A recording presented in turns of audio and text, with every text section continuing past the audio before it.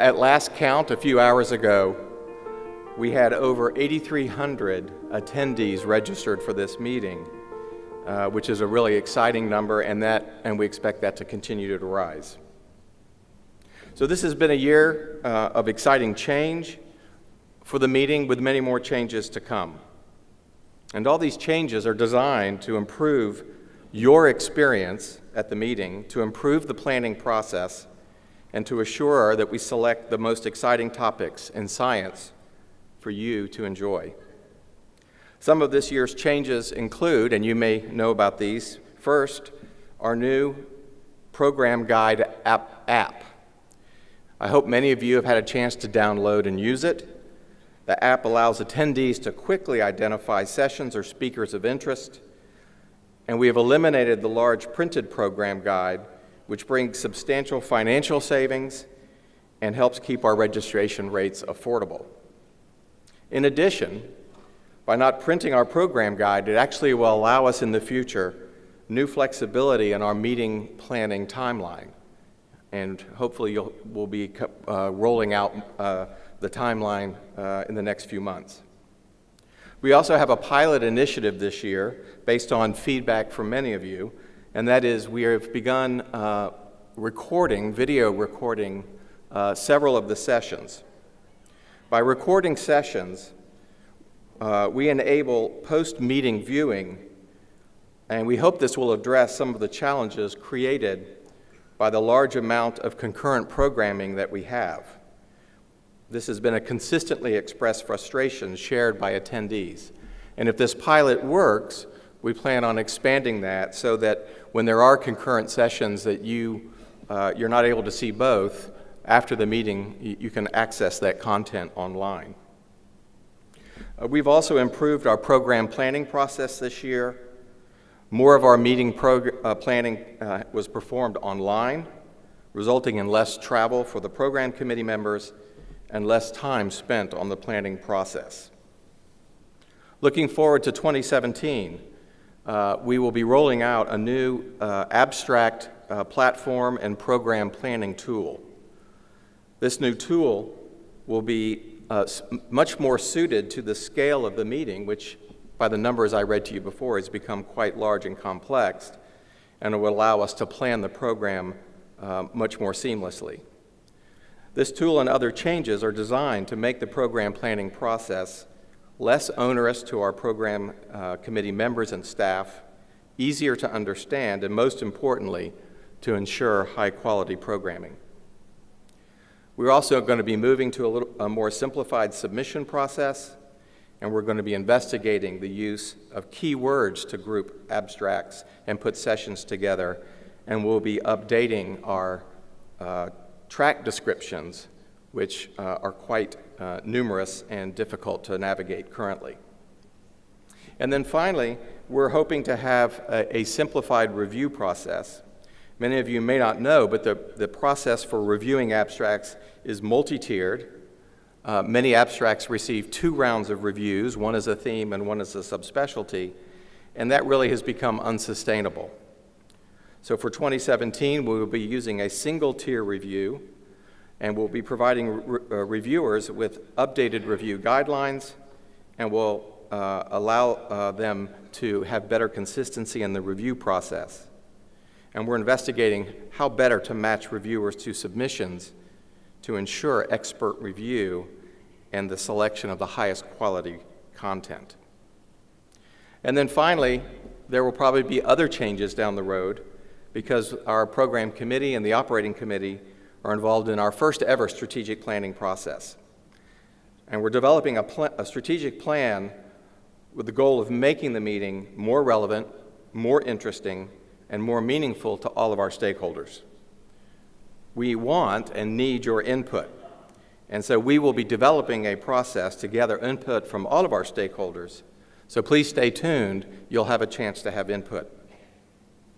So finally, I want to publicly thank the many, many people who have worked tirelessly to organize and produce this fantastic meeting. To our PAS program committee members, our tireless volunteers who review abstracts, review invited science, put programs together. to the PAS Operating Committee, which oversees the process, to Eileen Fenton, our new PAS meeting director and the new executive director of the APS and the SPR, who is just celebrating her first anniversary with the organization and putting on her first full meeting, and to the staff from the APS and SPR, the AAP and the APA, and all the others that have made this meeting go off so smoothly. We thank you. Congratulations to all of you on a job well done.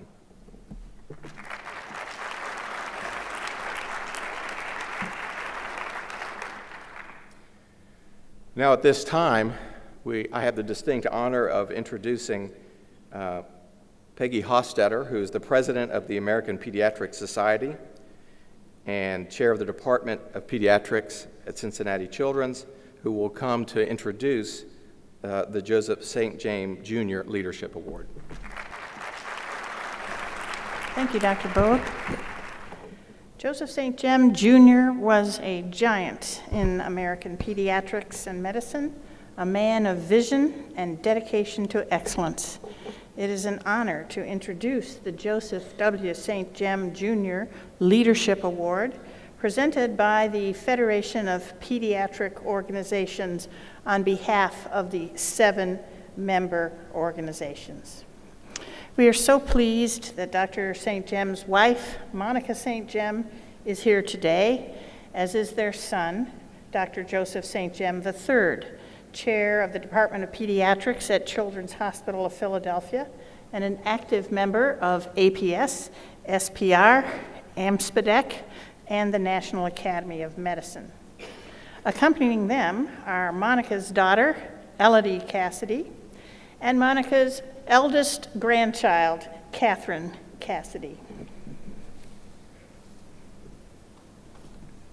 The Joseph W. St. James Leadership Award was established soon after Dr. St. James' death in 1986 to honor an individual whose contributions to pediatrics are so significant as to equate with creating the future of our discipline. A graduate of Stanford University and Stanford Medical School, Dr. St. James distinguished himself early on as a scholar and an athlete who excelled at football and track. He trained in pediatrics and neurology, metabolism, and endocrinology at the University of Minnesota and began his academic career working in the departments of pediatrics, microbiology, and laboratory medicine, where he developed the tools for a career as a physician, scientist, and educator. When I joined the Division of Infectious Diseases at the University of Minnesota in 1982, his contributions were still acknowledged with the highest esteem. In 1965, he moved to the University of California, Los Angeles, and became chief of pediatrics at Harbor UCLA Hospital. The following year, at age 35, he was promoted to full professor of pediatrics and chair of the department. During 19 years at UCLA, he built an outstanding department and assumed increasing leadership roles at UCLA and nationally. Dr. St. James was elected to leadership positions for virtually every major organization in academic pediatrics. He served as president of the American Board of Pediatrics, president of the Association of Medical School Pediatric Department Chairs, president of the Western Society for Pediatric Research, vice president of the Society for Pediatric Research, and a member of the American Board of Medical Specialties, the Residency Review Committee for Pediatrics, and the National Board of Medical Examiners.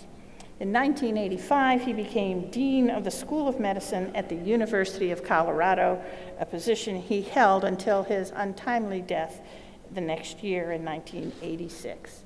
He was president-elect of the American Pediatric Society at the time of his death. Dr. St. James was one of those rare individuals whose remarkable clinical skills burnished his reputation as teacher and mentor. He won numerous teaching awards and was an outstanding investigator who made important contributions in virology and infectious diseases. Indeed, he created the future of pediatrics by his dedicated contributions to clinical care, research, and education. It is now my pleasure to call to the stage Dr. Hugh Obrodovich, who will introduce our distinguished awardee, Dr. David Stevenson. Dr. Obrodovich is the Arlene and Pete Harmon Professor and Chair of the Department of Pediatrics at Stanford and the Adeline J. Physician-in-Chief at Lucile Packard Children's Hospital. Thank you very much, Dr. Hofstetter. This is indeed a great honor to introduce my close friend and colleague, Dr. David Stevenson, as the 2016 Joe St. Jem Jr. Leadership Awardee. His early beginnings in academic career really started in Seattle, where he was born to his father, John Stevenson, who was a physician, a surgeon, and his mother, Virginia Hancock Stevenson. And David, don't worry, there's no little kid slides, pictures on this slide. He then went forward, upwards, and you'll notice the cardinal color. He went to Stanford for his bachelor's in philosophy. He then went to get his medical degree and complete his pediatric residency at the Washington School of Medicine. He then returned to Stanford for his neonatal fellowship, where he's remained since that time, progressing up through the academic ranks, division chief, vice dean of the school, and today he's the Harold Faber Professor of Pediatrics, the Senior Associate Dean for Maternal and Child Health, co-director of the Child Health Research Institute, director of the Charles and Ann Johnson Center for Pregnancy and Newborn Services at the Lucile Packard Children's Hospital at Stanford. I've decided on this slide to put out the instructions or the guidelines for nominations for the Joe St. Jem Jr. Leadership Award. FOPO, the organization described by Dr. Hofstetter, says the following: the individual must be a pediatrician who is perceived as a role model for others to emulate as a clinician, educator, and investigator. The individual must be a leader who has, quote, created a future for pediatrics and for children. The individual should preferably have a record of sustained contributions to pediatrics that have or will have a major impact on child health. And the individual must be currently active in pediatrics. So how does Dr. Stevenson stack up against these criteria? Well, first of all, to be a role model. Well, I have to sort of digress for a second and say, as a chair, when I meet with my young faculty or fellows, I always advise them that the triple threat is dead. But there's always a caveat, that there are a few giants who still roam this earth. And clearly this is Dr. Stevenson. If you look at a role model as a clinician, I wanted to show this picture recently taken in our newborn intensive care nursery, where Dr. David Stevenson still attends as a neonatal in this level 3-4 intensive care unit for 6 weeks a year, 10 weekends a year. He's won our Stanford Medicine, the School of Medicine wide award for excellence in patient care. And he's also a co-founder of the California Association of Neonatologists and the California Perinatal Quality Care Collaborative, which provides population-based investigation and care and quality improvement. Well, what about his role model as an educator? A few examples here are that he's won numerous teaching awards at our school. He's been a PI on T32 NICHD Training Award. He's actually won the Joe St. Jem Jr. Education Award from the Western Society of Pediatric Research, and also has been named the Marine Andrew Mentorship Awardee in 2001 from the Society for Pediatric Research. The next is he a role model as an investigator? I can't summarize all of his work, but just a few bullets here. Seminal studies on neonatal jaundice, bilirubin production and heme oxygenase. He's developed totally new technologies, including the first optical imaging of structure and function in living mammals using time-of-flight absorbance imaging. And if you put all of his books, book chapters, and original peer-reviewed publications, these number over 800. He's also currently the principal investigator of the March of Dimes Prematurity Research Center at Stanford.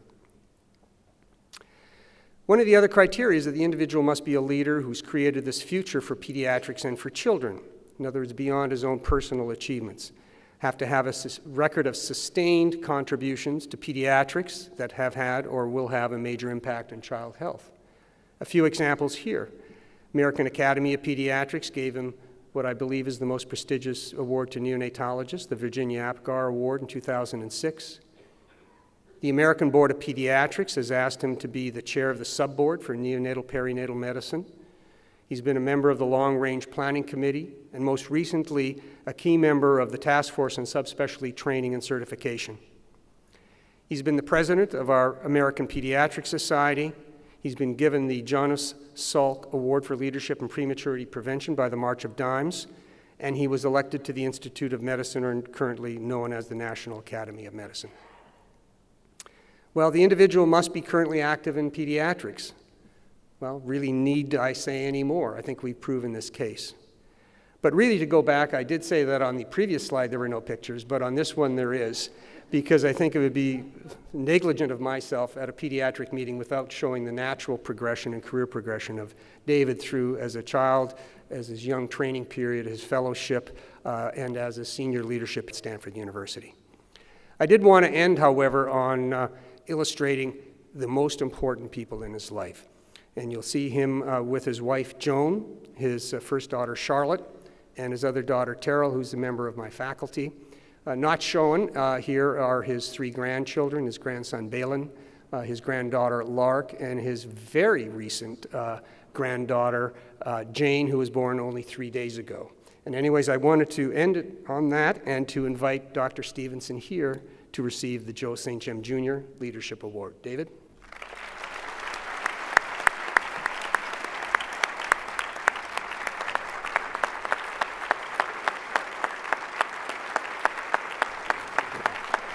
Well, thank you very much.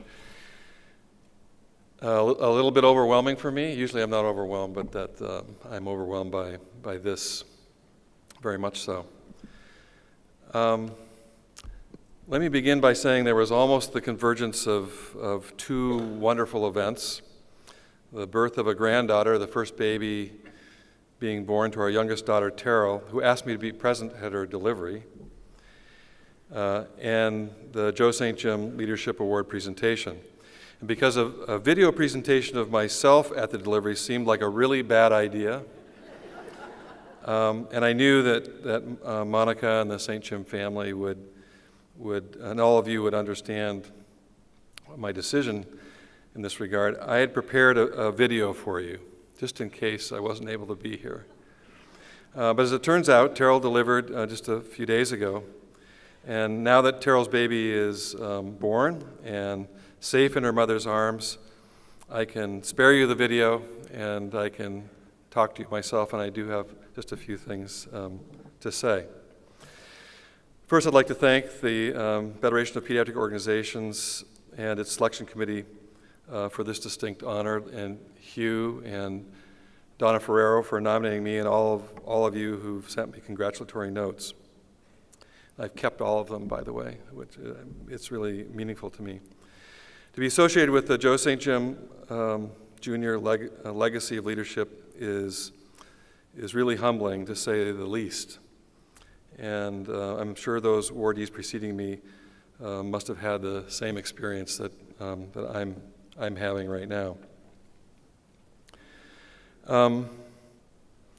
Leadership begins by first learning how to follow someone else and trusting them to lead you with your best interests at heart. So my mother was the first leader I followed, but I probably wasn't the best follower from what she's told me. Apparently, sometimes I had trouble taking directions from her, and she would often find me on a wayward path. I did ultimately become a good follower, though, especially of this woman, as my wife, Joan, whom I've followed since I first met her at Stanford in 1970, when she was an 18-year-old freshman. I married her a year later, showing my first signs of good sense and nascent leadership ability, being a good judge of people.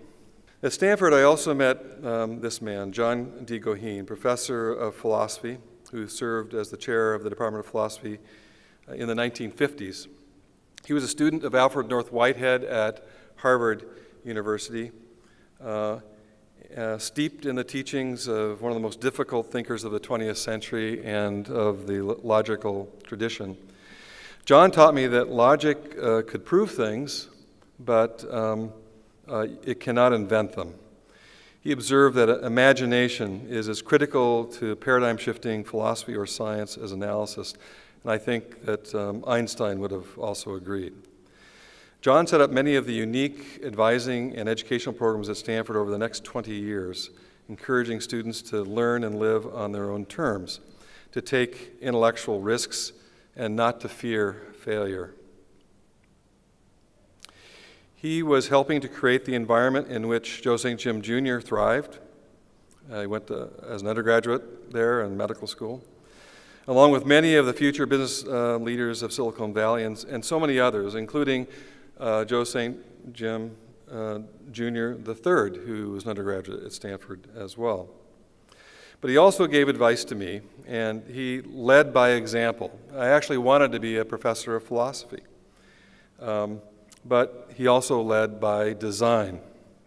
Now, Bill Barnett, a professor of business at Stanford, says, when you lead by design, your job is not to know the future, but to create an organization that discovers the future. Leading by example shows the way, but leading by design creates a system that discovers the way. Of course, the best thing that John Goheen did for me was not just lead by design, it was give me 9 units of credit and an A grade for the poetry that I wrote for Joan. My father, John Stevenson, Hugh mentioned him, was a professor of surgery at the University of Washington. He also led by example. He was a surgeon's surgeon, but I wasn't going to be one.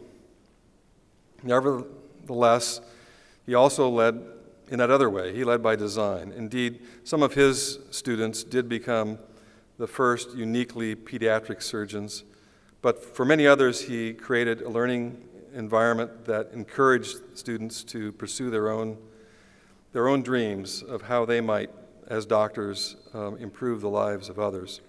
And this is what he also did for me.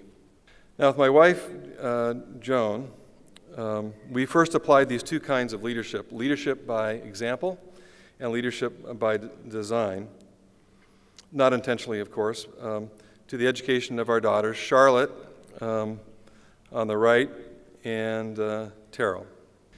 Charlotte is now a marine biologist and photographer, helping to save our oceans and advising her father on what seafoods to eat. And Terrell is a pediatrician and child advocate, or as my wife points out, her advocacy easily includes me. And now she's also a new mother. At Stanford, I joined two other colleagues who have led by example, but we're also committed to creating an environment conducive to innovation and discovery. Phil Sunshine on the right, for those of you that don't know him, and Ron Ariano. They, along with John Johnson in this picture, who is my research mentor, taught me that risk-taking in medicine was best undertaken through experimentation, in which you could, with minimal risk and so forth, you could conduct experiments, and the knowledge you obtained then could be generalized. Nonetheless, the message was becoming clear to me. It was leading by example was not enough. Leading by design was even more important for innovation and discovery. And this was an important message for me. And then there are those that help with the design. Colleagues like Hank Vreeman, probably one of the most meticulous and generous scientists with whom I have worked. And Ron Wong, another amazing colleague. Both of them senior research scientists and good friends, helping to create the culture, the routines, and the structures that support innovation and discovery. Phil Sunshine also taught me that critics would be my best friends. And so we sought out Fred Battaglia. Many of you know him. And Fred advised me that I should beware of anyone who's never had a paper rejected. And he quickly pointed out to me that I had a good start with respect to that latter phenomenon. And then next to Fred, Joe Butterfield kept reminding me of why I should do more than research. I should apply what I learned to change practice and unite academic and private practice neonatologists in a common effort to improve the health of mothers and babies. And so I helped to create organizations like the California Association of Neonatologists, a group of presidents shown here. And I also created a statewide quality improvement networks like the California Perinatal Quality Care Collaborative, CPQCC, and CMQCC, the maternal counterpart, introducing a new statewide culture, routines and structures, a new paradigm for public maternal and child health improvement. And I asked a good friend and iconoclast, I'm sorry, Jeff, I had to say that, Jeff Gould, to lead the effort on my behalf. Now, does Leading by Design work? I would like to mention 4 people whom I met during their formative years in research at Stanford, whom I believe reflect not so much the benefit of following someone else's example, but of a culture of innovation and discovery, the result of leadership by design, each in their own way now paying it forward. First, Susan Hintz, the Robert L. Hess Professor of Pediatrics, Professor of Obstetrics and Gynecology by courtesy, Medical Director of the Maternal and Fetal Health Program, and Co-Director of the Johnson Center for Pregnancy and Newborn Services. Chris Kontag, Professor of Pediatrics, Professor of Radiology and Bioengineering by courtesy, Founding Director of the Stanford Center for Innovation and In Vivo Imaging, Co-Director of Molecular Imaging Program at Stanford, and Co-Director of the Child Health Research Institute at Stanford. David Benarin, the Chief Medical Officer of Jawbone and Consulting Professor of Pediatrics Neonatology at Stanford, and Phyllis Dennery, the Sylvia K. Hassenfeld Professor of Pediatrics and Chair of Pediatrics at Brown University. And there are so many others, and I know some of them are in the audience. They're probably glad, since I'm showing pictures of people, that I didn't put them up on the screen as well. But I acknowledge them. And so I would conclude that their successes suggest that leading by design does indeed work.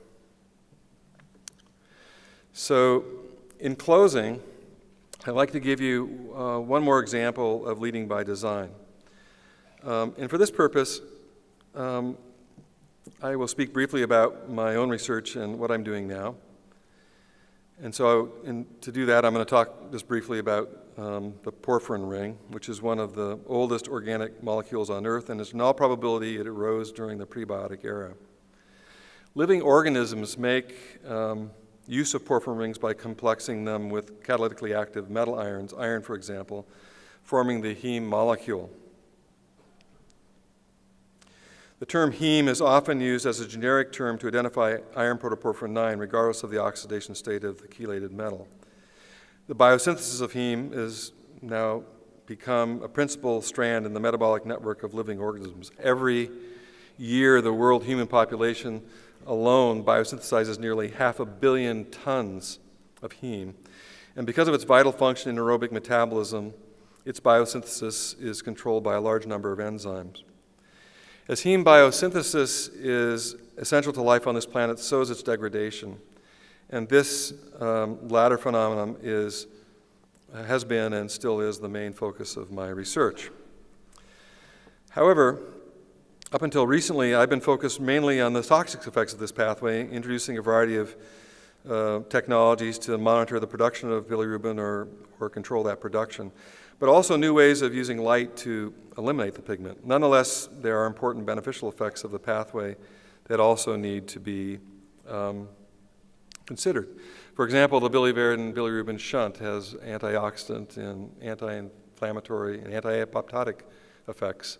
Carbon monoxide is an important signaling molecule and can cause vessel relaxation through several pathways.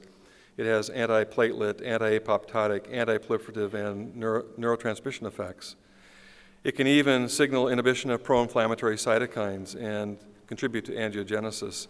And even ferritin, when bound to, even iron when bound to ferritin, has antioxidant and anti-inflammatory, anti-apoptotic effects. Such consideration led me to study heme oxygenase 1 or HO1 expression, immune cell type specific signaling, and spiral artery remodeling, among other things, because the relative inability to upregulate HO1 in response to a stressor like pregnancy, also many others, is associated with anomalous immune cell type specific signaling behavior, or classical M1 pro-inflammatory activation of macrophages, as suggested in this cartoon, summarizing some of our original work, that in turn can lead to failure of vasculogenesis during placentation, loss of immune tolerance, and abnormalities of deep placentation, at least in the mouse, as can be dramatically visualized in this casting of an HO1 deficient mouse placenta, the deficient animal placenta on the right side.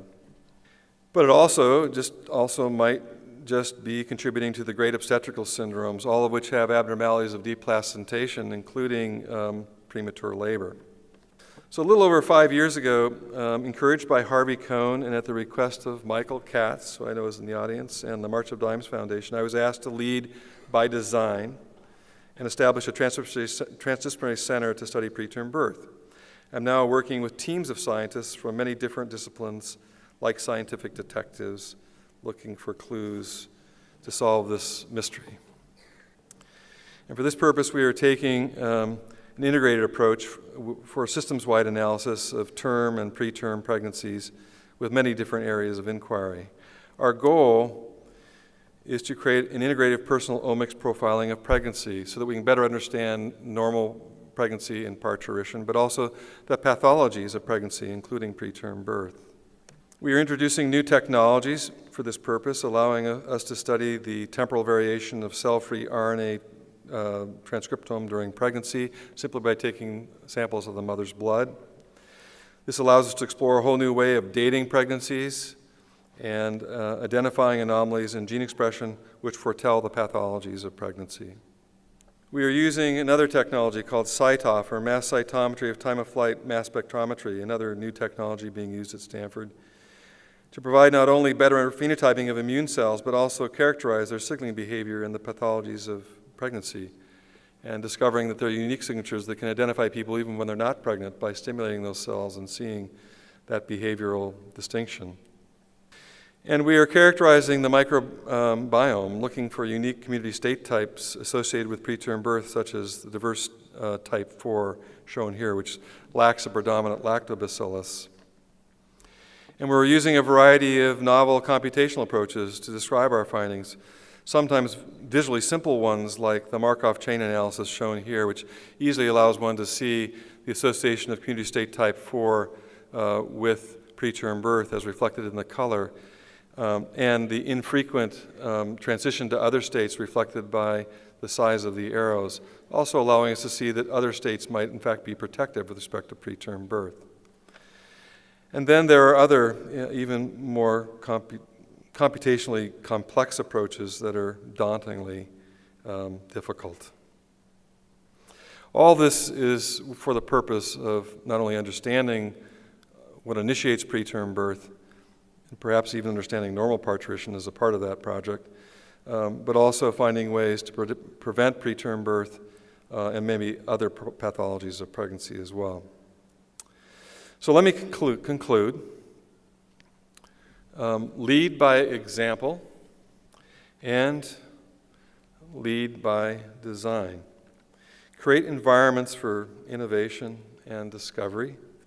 Remember that crazy ideas are only crazy until they're not.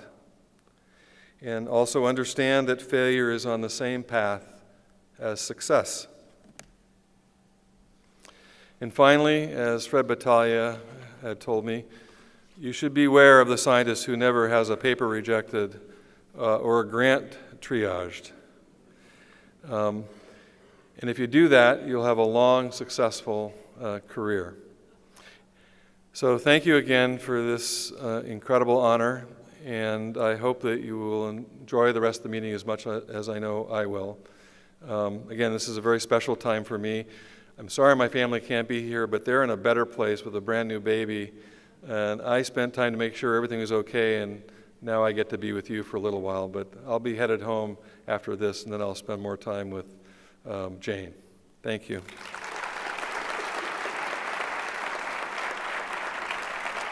Congratulations, that was wonderful. So now it's time for me to introduce our keynote speaker. And before that, I just want to remind you that this keynote address is named the Debbie Anagnostellis Keynote Address. Many of us remember Debbie as our executive director of the APS-SPR and the director of the PAS meeting for many years. She's a friend, a colleague, a mentor to many of us in the room and to many staff that have worked with her.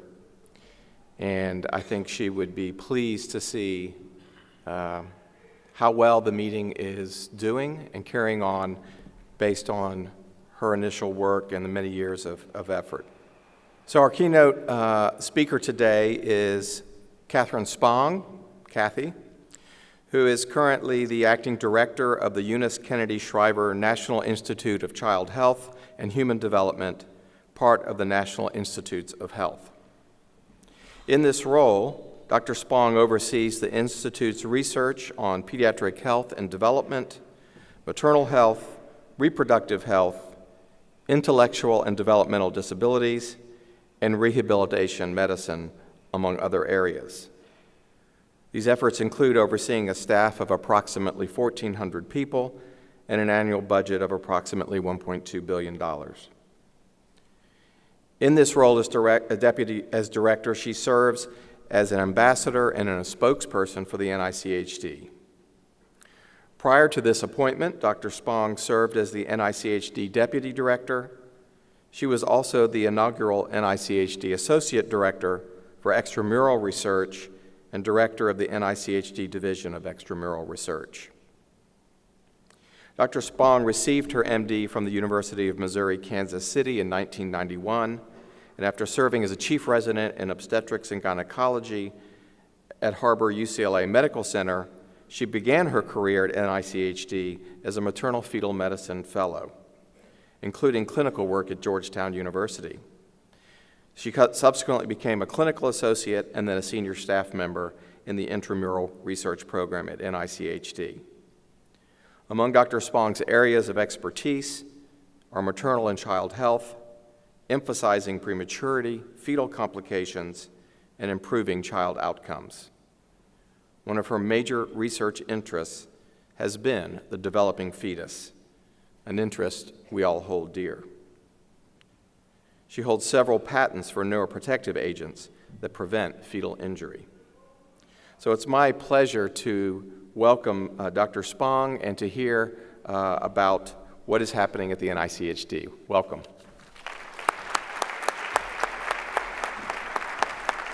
I want to thank you so much and thank Dr. Bogue for inviting me. It's an absolute honor to be here. And as I left DC to come this afternoon, I left my 11-year-old soccer game where they were down players, so I knew he was going to be good and tired when he was done. And as I was leaving, the other family members who were, for the other kids who were playing, were saying to me, you know, how can you leave? This game is so exciting. And I said, well, I've got to go give a talk.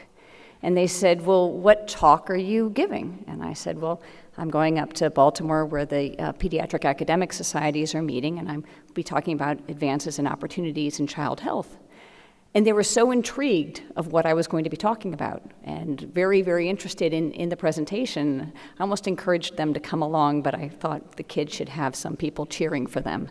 So maybe I'll give them this lecture next week. But it's a true pleasure for me to be here and to talk with you and share with you, and I don't have any conflicts, to share with you a little bit about what NICHD is doing right now. And it's a little humbling to speak after Dr. Stevenson because he's been such a role model and a wonderful, wonderful person for us at NICHD for many, many years with all of the work that he's done. So what I'm going to hopefully share with you a little bit is about the funding and how we decide what to fund and what the funding pictures look like. I'd also like to share with you some of the big initiatives that are ongoing that I think you would be interested in. And at the end, I'll talk a little bit about the Zika virus and the opportunities that are there for us all, because this is something that our communities really are going to be facing for many years to come. So for NICHD in 2015, fiscal year 15 for us, we received 3,550 applications, which is an increase by 7% in the number of applications that we are receiving. And this is something that is a general trend for us, that the number of applications have been increasing over time. On this bar graph across the x-axis are the years starting from 1995 and ending in 2014. And you can see with those big blue bars that the number of applications are increasing. The number of awards are in the gray bars, and they're relatively constant. But because the number of applications are increasing, of course, the success rate has declined over time. And with the policy change last year of the ability to continuously resubmit grants, we anticipate that this is going to continue even more so in the future. And I'll talk a little bit about that in one of the subsequent slides. I know many people are also interested often in the different types of applications that are received. So again, this is looking at application trends, and these are for unsolicited applications, so investigator-initiated applications over time, starting in 2007 through 2015. And you can see that our rates of applications in R01s and R21s have been increasing, and the R03s really have declined a little bit over that time, especially as the R21 took off.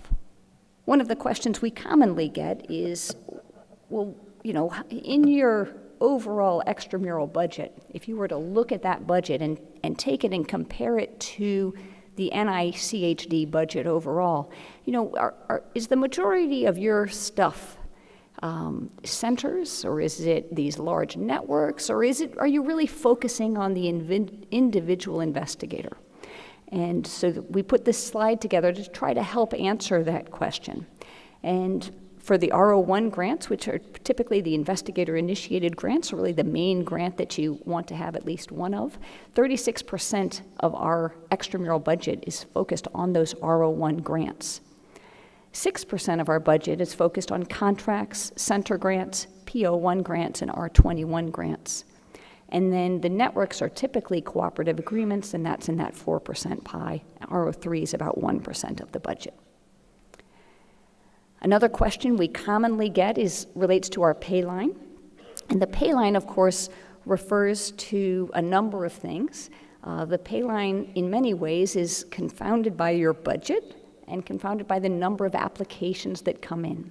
So depending on how many applications come in and how wonderfully well they score, given the amount of money you have, you can then set a specific pay line. The at NIH, where there's 27 different institutes and centers, about half of them have a specific pay line that is published. NICHD is one of those. Our pay line for 2015 was at the 9th percentile. NIA had the lowest pay line last year. It was at the 8th percentile. I've been very interested to try to understand that pay line and to try to understand how do you change that pay line? What are the components that go into the pay line itself? And so we've been exploring a lot of data to try to understand that. And I wanted to share a little bit of that with you because I understand the angst of the investigator who says, your pay line is so low. And one of the interesting characteristics that we identified was that when you looked at investigator-initiated R01 applications, so these are the unsolicited things, just what people are interested in sending in, we found that our applications are quite different than the NIH applications overall, in that we have a 2/3, 1/3 ratio where 2/3 of our studies are coded as human studies and 1/3 are coded as animal studies. Whereas for NIH overall, it's the exact opposite. In addition, our grants, when they are submitted, the investigators' grants, when they're submitted to us, they're requesting a higher direct cost rate, a median of $1.6 million compared to $1.2 million for NIH itself. So we were interested to try to understand that. So we have a different mix of grants, and our grants cost more. So we started to look at some of this, and I worked with Mike Lauer, who took over Sally Rocky's spot at the Office of Extramural Research. And over time, here we have box plots starting in 2011 going to 2015. The NICHD is in the pinkish color, and NIH is in the bluish color. And you can look at the R01 direct costs. And across time, if you just look at NIH, if you look at the blue boxes, these box and whiskers, you can see that over time, really for NIH, it's been pretty constant. But for NICHD, it's actually gone, they're higher than NIH, and they've actually been increasing over time. So we said, well, why is that? What is feeding into that? And could it be that mixture of types of studies? And we looked then and broke it down for the human studies versus the not human studies. And in fact, yes, the human studies come in and they cost more than those at NIH. On the left are the human studies, on the right are the non-human studies. And you can see the medians are quite different between NICHD and NIH for the human studies. And we're delving further into trying to understand that. In part, it's likely due to the populations that we serve, right? Trying to do studies on vulnerable populations, on children, on pregnant women, on children with intellectual and developmental disabilities, rehabilitation type research, that probably is the reason why it costs more, but we need to do more work to understand it. So as we've looked over the last about a year, 9 months to a year now, at trying to understand NICHD funding, I can make some summaries. One is that our pay line, of course, has declined as the applications have increased. Overall, we looked at the scores to see, are the scores different? And in fact, the scores are very consistent for both NICHD and NIH. And when we compare ourselves to other institutes and centers, we have more human subject studies, we have fewer animal studies, and we have higher requested budgets that are increasing over time. So in taking a look at this, one of the questions that we've been really focusing on, and we've had an internal group as well as discussions at our advisory council meetings, to understand what is needed to fund the best science. What could we do to change the pay line or fund the best science or really be able to do the things that we all as a community feel we need to do? We had an open discussion of this at the January 2016 meeting, and some of you were there at that, and I encourage anyone who's interested to take a look at that videocast and to send me your thoughts. And we're looking across a whole venue of different opportunities of how to be able to do that. Another question that we often get, and I thought I'd love to have a discussion with you about, was, we were fortunate this year, and on behalf, some of you may have helped with this fortune. The NIH budget did go up this year, and NICHD got a $51.4 million increase. And one would think, well, if you've got a $51.4 million increase, this is fantastic. You're going to be able to increase the pay line. You're going to be able to do more things. And right after we had gotten that increase, I went to my budget officer and I said, great, I want to do this and this and this, and these are all kinds of things that people have been talking about that we need to do. So I want to share with you what happened to that budget increase. And there's lots of different things in the federal government that you have to go through. Lots of rules and regulations. I'm certain you have those in your practices and your academic offices as well, but the government is no exception. So there are some commitments that are tied to the percentage of your budget. And about $20 million of the $51 million went to those required increases. And these include commitments for small business type grants, for the BRAIN initiative, for AIDS research, et cetera. In addition, when we were fortunate enough to have those changes in policies so that grants can keep just coming back in, we got a lot of those grants in October. In fact, we got so many grants for our October council, and fortunately for those who submitted them, they did very, very well. So it required an extra $11 million, $11.5 million exactly, to just reach last year's pay line of the 9th centile. So we'll fund more grants, but we weren't able to necessarily move the pay line. In addition, last year, very commonly, we will prepay grants, meaning at the end of the fiscal year, we'll be able to start off some grants for the next fiscal year so that you can kind of give yourself a little bit of a buffer, and we were not able to do that last year, which accounted for about $8 million, which leaves us to about $6.5 million left of that $51.4 million to be able to do something new and exciting and different. And that assumes that the January Council and the June Council don't have a huge increase as well. So it's a very complicated process. We are working very hard to try to change things so that we are able to change and fund the best science and get a pay line that is more generous. But it requires a lot of different concepts, and I wanted to share that with you. Now I wanted to spend a little bit of time and talk about some of the different initiatives that I know many of you are interested in. The first is the redirection of the National Children's Study funds.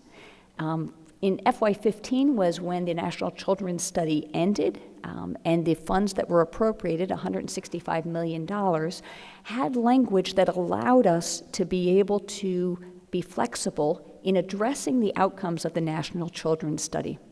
And this included a number of different processes, but required a very quick turnaround. These funds were used to develop tools to enhance studies of environmental influences on pediatric diseases, to study the influence of the environment on in utero development, looking for seeds of future disease, and expanding the examination of environmental influences on later child development using extant programs. In FY16, we had a little bit more time, and there was a lot of dialogue and discussion with our communities to try to understand how best could we leverage these funds, given that we've got a lot of time.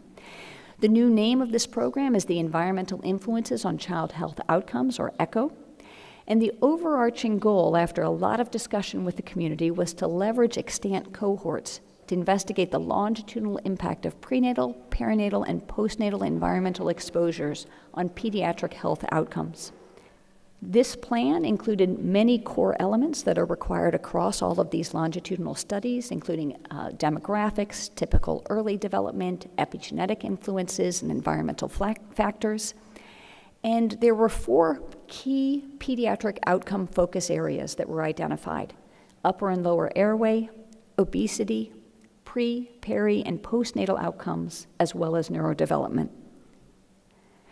In addition, this ECHO program is leveraging the IDEA program. And let me explain a little what the IDEA program is first, so that then I can show you how we're leveraging it. So for those of you who don't know, the IDEA program is a program that NIGMS, the General Medical Sciences Institute, has ongoing that supports faculty development and research infrastructure in 23 states and Puerto Rico, where NIH success is historically low. In general, these states, and they're all in blue on the slide, are states often that have a population that is important for us to tap, and that is a rural population and medically underserved populations.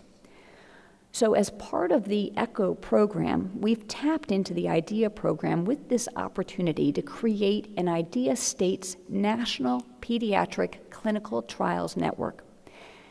And this network is going to train people in these IDEA States programs to be able to do clinical trials, to have that expertise, so that when a clinical trial is ongoing and needs additional recruitment, we're going to be able to tap into this network to get that additional recruitment.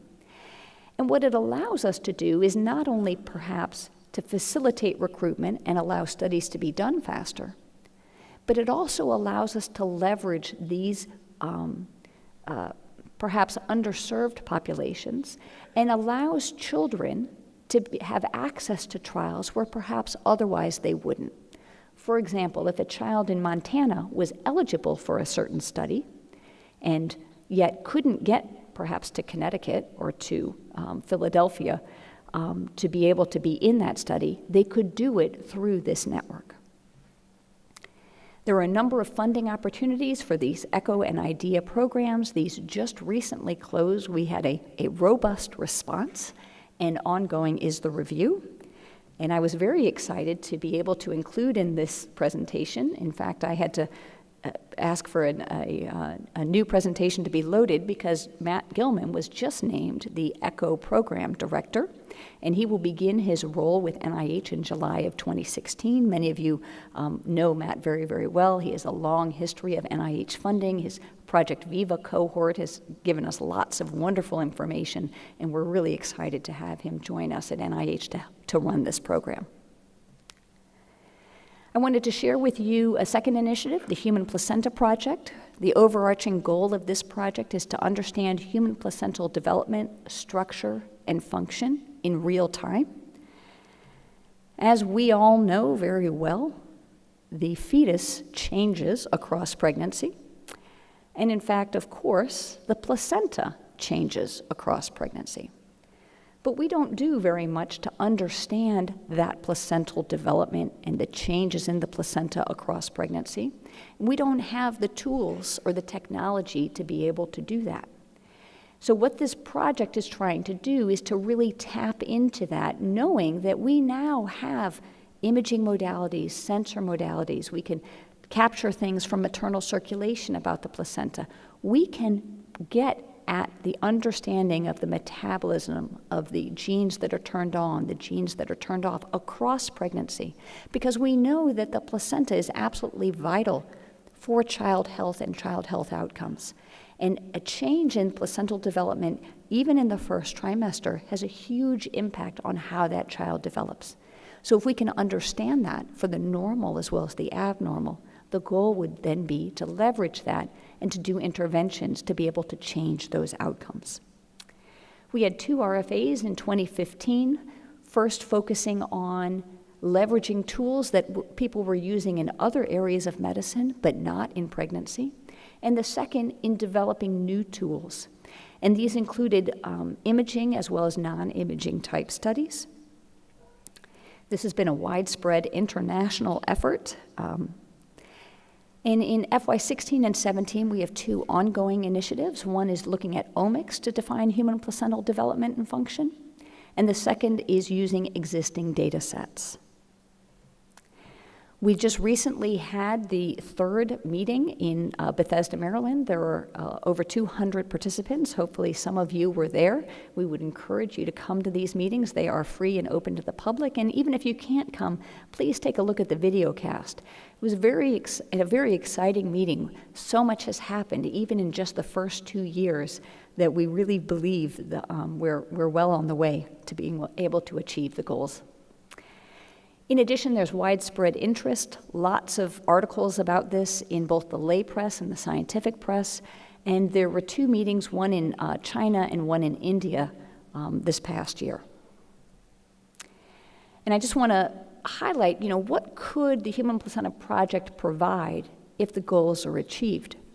And in fact, if we had a non-invasive way to assess the metabolism of the placenta in vivo, you can imagine we could use that novel technology to monitor any organ, right? Not necessarily the placenta.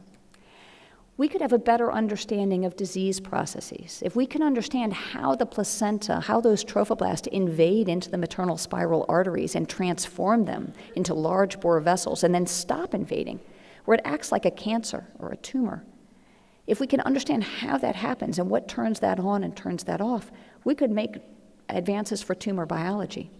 If we could understand how the placenta allows the fetus and the mom, 2 genetically distinct entities, to not only coexist, but actually to prosper and to grow, we could make changes for transplant medicine. So the opportunities of achieving the Human Placenta Project will really benefit much of medicine. In addition, it will obviously have the opportunity to improve the health of the world by optimizing health for moms, babies, and families. The Gabriella Miller Kids First Pediatric Research Program is another initiative that I think would be of interest to you.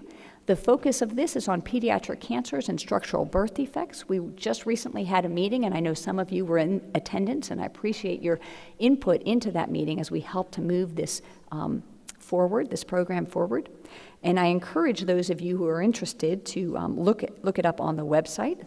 The goal of this program is to develop a data resource for the pediatric research community of well-curated phenotype and sequence data that will help determine the biologic basis of structural birth defects and childhood cancers. In FY15, we funded the selected cohorts that included rare cancers of bone and soft tissue, bone tumors that were resistant to drug treatment, cohorts of cleft lip and cleft palate, developmental disorders of the facial nerve, congenital heart defects, developmental disorders of chest muscle, as well as disorders of sexual development. In FY16, we have initiatives on the street for the discovery of genetic basis of childhood cancers and structural birth defects, as well as a reissue for additional cohorts and trios. Now I wanted to move on to the Down Syndrome Registry, known as DS Connect, another initiative. And this is an initiative that grew out of the Down Syndrome Consortium that began many years ago and was really pushed forward by Yvonne Maddox, our previous deputy director. This is a voluntary, confidential online survey that collects basic health information about people with Down syndrome. In addition, this registry allows us to help connect individuals with Down syndrome and their families with researchers as well as with healthcare providers. This is a really unique registry that we have been able to get a number of registrants across North America, and you can see that the distribution across the states is pretty wide. Almost 3,000 people have been registered. That was as of April 18th.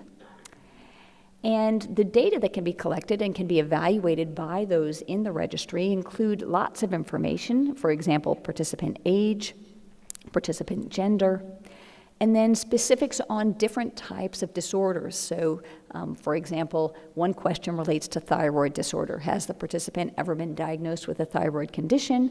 And if yes, then what is that condition? And so you can see of the responses, about 2/3 have never been diagnosed with a thyroid condition, and those who have, the majority have been diagnosed with hypothyroidism. Lots of security on this registry, very stringent data security requirements because, of course, there is some personally identifiable information. This is a FISMA moderate level. All the information is encrypted, and we work very hard to make certain that the data is safe. And I encourage anyone who's interested to contact Melissa Parisi, the branch chief of the Intellectual and Developmental Disabilities branch, or Sujata Bardhan in that branch as well, as the one who really oversees this registry. Our goal is to get 10,000 participants in the registry, and as I mentioned, we're a little over 3,000 now. Leveraging what we learned from DS Connect, we are about to launch another similar type initiative called PregSource, crowdsourcing to understand pregnancy. And I appreciate that perhaps some of you in the room, certainly members from your community, have helped us to develop this resource. This is going to be a crowdsourced interactive mobile app to help detail the natural history and variations of normal pregnancy, and to provide accurate information about pregnancy from trusted sources. It also allows women to know about opportunities to participate in research, and we have a number of partner organizations who have been working with us, and we are very appreciative of all of your support and help. The goal of this, the scientific rationale, is that although we know a lot about specific conditions in pregnancy, and we certainly can do trials about areas that we don't have evidence for, we don't know a lot about what happens in a normal pregnancy, is certainly not from the pregnant woman's perspective. So women will provide information about common pregnancy experiences in near real time, and we'll start with simple things such as sleep, nausea, exercise, weight, and medication use. And then as time goes on, more can be added. And answers to these topics are really going to help us all to be able to understand and get a more complete picture of normal pregnancy, as well as to develop strategies. There will be weekly questionnaires. Women will also be able to see aggregate data, just like you see in DS Connect. and to get pregnancy-related educational information. I wanted to give you a little bit of information about the Precision Medicine Initiative, as I know this is also of interest to many of you. And this is something that the President of the United States is very, very interested in.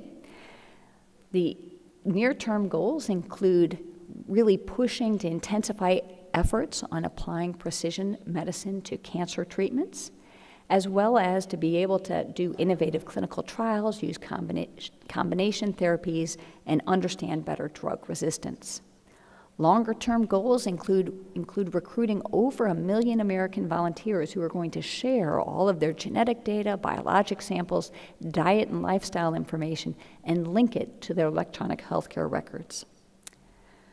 Dr. Collins asked the Advisory Council of the Director to have a working group, and that working group really came together to talk about precision medicine and what would this look like. And they released their report in September. And some of the important things, I think, for this audience was that the working group recommended that this initiative include individuals from all life stages, including children. In fact, one of the big questions even listed on the site was, will the cohort accept children, with an answer of yes. The plan is to build this infrastructure very quickly and begin enrolling this year, with the goal of enrolling at least 1 million participants in 3 to 4 years. These funding opportunities included many different aspects, such as direct volunteer pilot studies, the biobank, the coordinating center. These are all being reviewed. And we just also very recently had announced the new director of the precision medicine, or the first director of the precision medicine cohort, and that is Eric Dishman. He most recently was the Vice President and Intel Fellow of Intel's Corporation Health and Life Sciences Group. So we're very excited for him to join and to really push forward with the Precision Medicine Initiative at NIH. I also wanted to bring to your attention the NICHD Data and Specimen Hub. NICHD, just as NIH does, is very interested in making certain our data is available and accessible. And this is a way to make that easier for you in the community, we hope. It is a centralized resource for researchers to store and access de-identified data from NICHD-supported studies.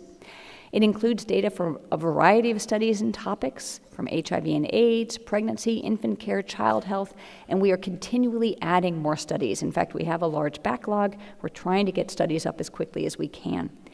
Now, these studies are available to all investigators, not just NICHD investigators. So anyone who's interested, please take a look at this in case if there's a resource that's available that's in an area relevant to something you would like to study. This is a screenshot of the DASH website, and you can see that the studies themselves are listed, because sometimes you know exactly what study you want. Or if you just have a specific topic, we have available topics as well as a search engine. Now, I wanted to spend a couple of moments on the Zika virus. As I mentioned, this is something that we all are going to be facing, caring for the many, many years to come. Zika virus is a mosquito-borne flavivirus. It was initially discovered in 1947 in Uganda. The first human cases were found in 1952. About 80% of people are thought not to have any symptoms. Those who do have symptoms commonly will have fever, rash, joint pain, red eyes. Usually it's very mild and only lasts a couple of days or maybe a week.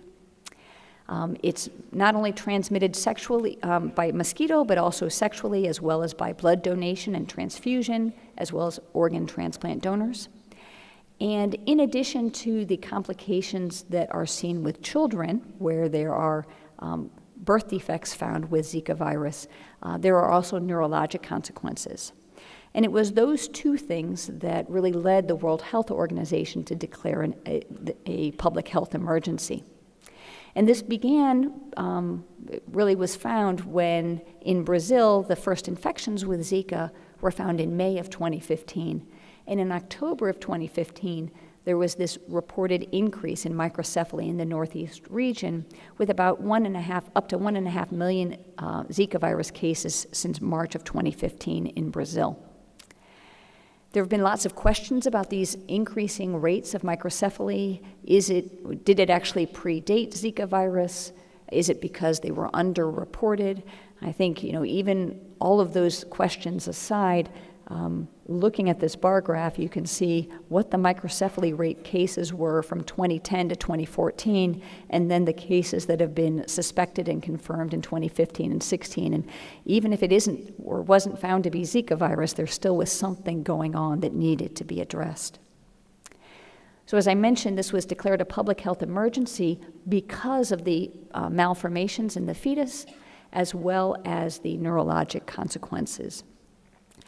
And the CDC has done a lot of work to try to understand, is it causal? And they used a number of different criteria, Shepherd's criteria and Bradford Hill criteria, just recently published in April, that in fact they do believe there is a causal relationship between prenatal Zika virus infection and microcephaly and other brain abnormalities.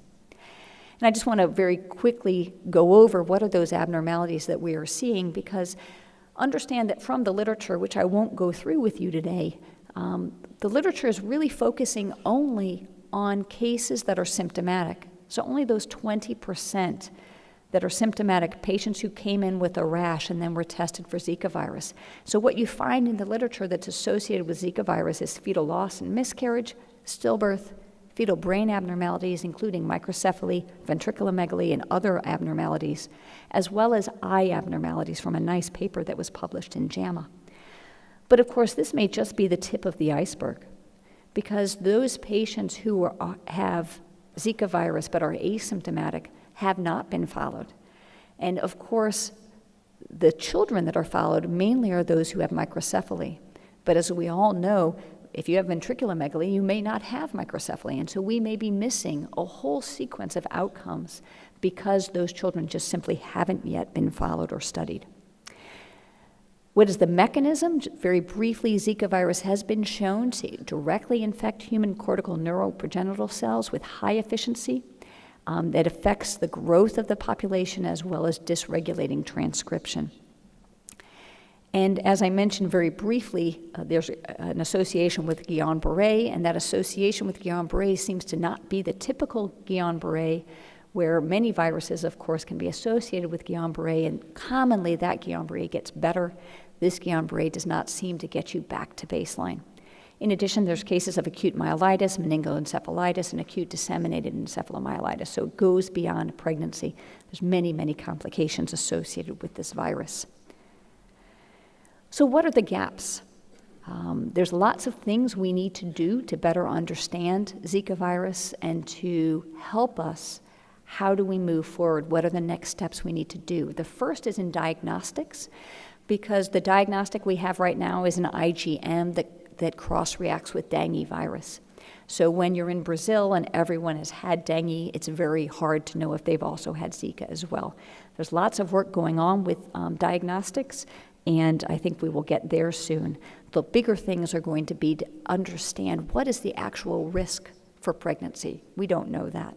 We don't know what the impact is on timing on pregnancy, and we know that just as the fetus develops and changes across time, that timing of infections from other viruses can certainly change the impact of that outcome. What are the role of cofactors? Is a pre-infection with dengue, does that potentiate Zika virus itself? What about other environmental exposures? And what is the sequelae of Zika exposed and infected infants who don't have microcephaly? How should we care for these infants? What are the treatments that we should offer? Long-term reservoirs for Zika, treatments, and vaccines, all are unknown research gaps. HHS has had a robust response, including a delegation that went to Brazil. I want to highlight this opportunity to you, and that is we have what's called a rapid funding opportunity announcement right now. In my over 20 years at NICHD, I've never seen this. This is an opportunity for you to submit a grant anytime you want on Zika virus. There is no deadline. Turn it in any day you'd like.